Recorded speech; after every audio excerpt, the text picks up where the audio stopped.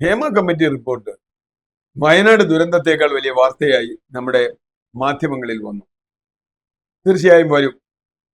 സ്വപ്ന താരങ്ങളാണല്ലോ അതിലെ വാദികളും പ്രതികളും, ഇരകളും വേട്ടക്കാരും. കേരളത്തിന് മുഴുവൻ അറിയാവുന്ന ഒരു കാര്യമായിരുന്നു ഹേമ കമ്മിറ്റിയുടെ റിപ്പോർട്ടിലൂടെ ഭാഗികമായെങ്കിലും പുറത്തു വന്നത്. ആ റിപ്പോർട്ടിന്റെ പാതി മാത്രമേ നമ്മൾ കണ്ടിട്ടുള്ളൂ. അതിൽ ഇരകളാക്കപ്പെട്ടവരുടെ പേരുകൾ പുറത്തു പറയാൻ പാടില്ല എന്ന് സമ്മതിച്ചു. വേട്ടക്കാരുടെ പേരും മറച്ചു വെക്കണം എന്നാണ് നമ്മുടെ ബഹുമാനപ്പെട്ട മുഖ്യമന്ത്രി അടക്കമുള്ള സർക്കാർ തീരുമാനിച്ചത്. അതാരോ അങ്ങനെ പറഞ്ഞു.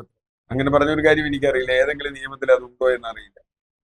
പിന്നെ ബഹുമാന്യരായ വ്യക്തികളാണ് എന്ന് പറഞ്ഞാൽ മുമ്പൊരിക്കൽ സൂചിപ്പിച്ചതാണ്, സോളാർ കേസിൽ ഏറെ ബഹുമാന്യരായ മുഖ്യമന്ത്രി അടക്കമുള്ള ആളുകൾക്കെതിരെ പേര് പറയാൻ ഒരു മടിയുമില്ലാത്ത ആളുകളാണ് ഇപ്പോൾ ഇവിടുത്തെ നമ്മുടെ സിനിമാ നടന്മാർ അല്ലെങ്കിൽ സിനിമയിലെ രംഗത്തുള്ള ആളുകൾ ഇത്ര കേമന്മാരാണ്, അതുകൊണ്ട് അവരുടെ പേര് പറഞ്ഞുകൂടാ എന്ന് പറയുന്നത്. അതിന്റെ അർത്ഥം എനിക്ക് മനസ്സിലായില്ല.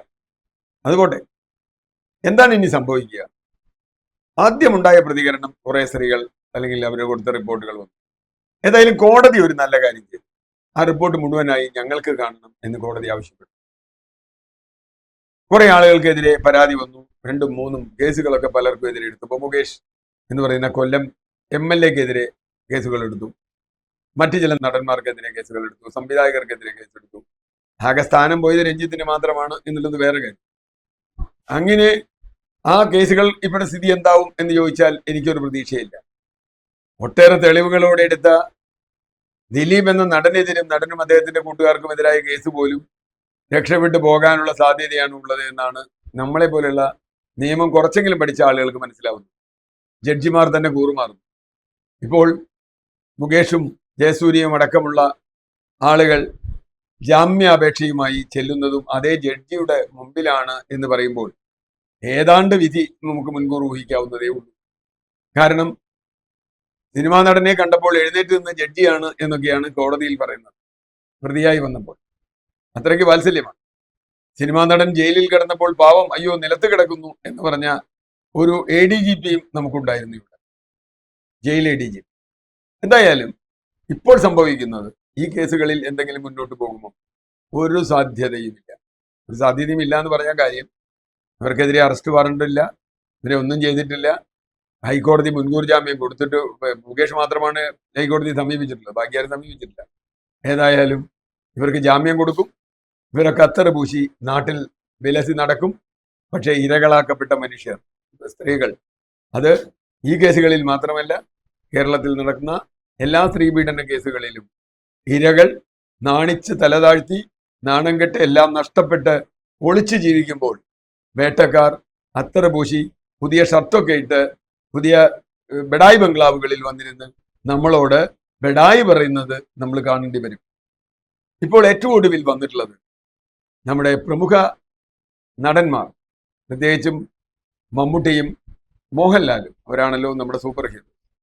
അവർ വന്ന് ഇതിനെക്കുറിച്ച് നടത്തിയ ചില പരാമർശങ്ങൾ രസകരമാണ്.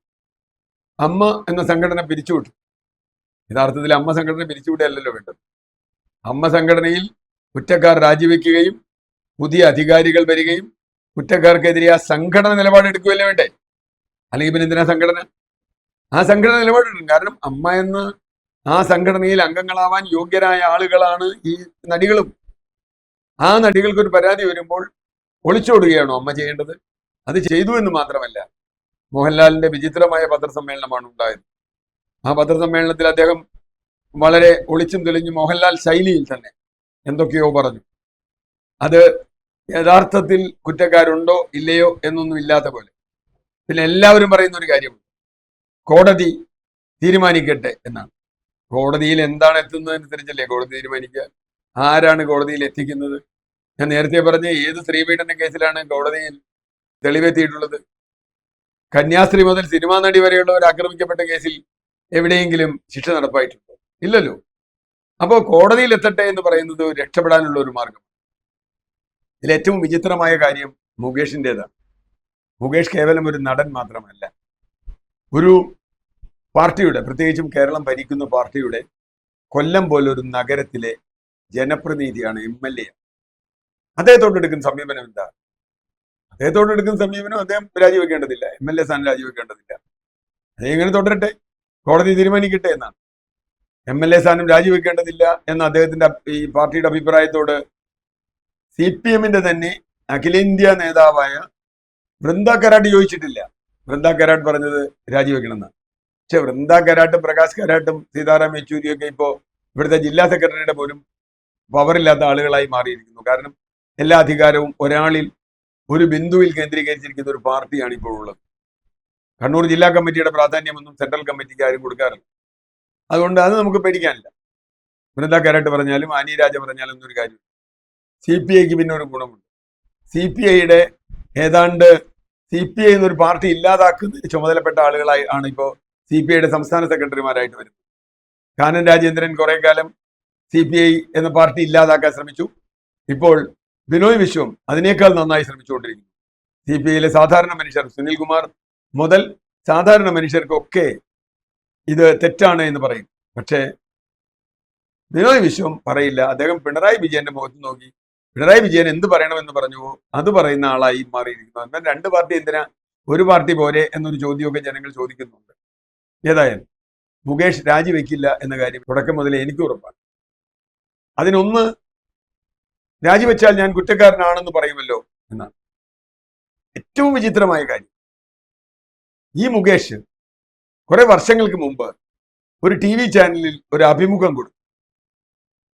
ആ അഭിമുഖം അന്ന് നടത്തിയത് ഇപ്പോഴത്തെ സംസ്ഥാന ആരോഗ്യമന്ത്രിയാണ് എന്നതാണ്. മുകേഷിനോടല്ല, മുകേഷിന്റെ ഭാര്യയുമായിട്ട്, അന്ന് ഭാര്യയായിരുന്ന സരിതയുമായിട്ടാണ് അഭിമുഖം കൊടുത്തത്.